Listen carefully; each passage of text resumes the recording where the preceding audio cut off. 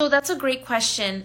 You don't actually need this type of bed at all. A regular bed works just fine. When I was first teaching Thor, when I first got him, I was using a regular old schmegular bed I got from Costco for like $20, which is like a giant store. And it was just a piece of memory foam with a fluffy like cover over, and that was his dog bed.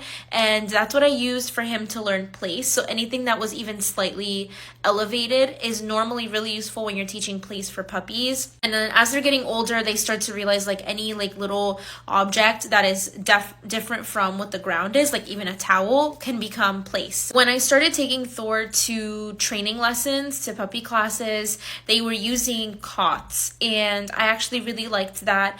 We live in Florida, so it's really hot here.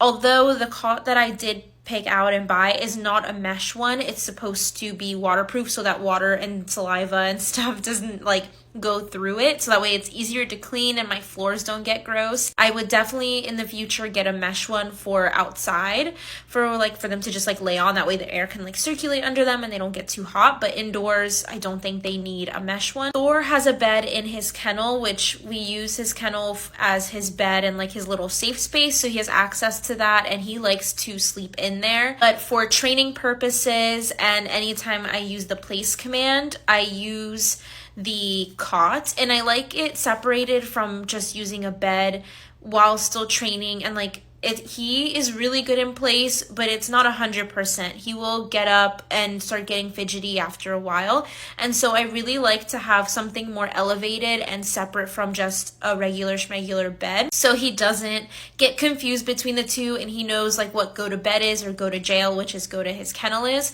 versus go to place, which would be like the elevated cot.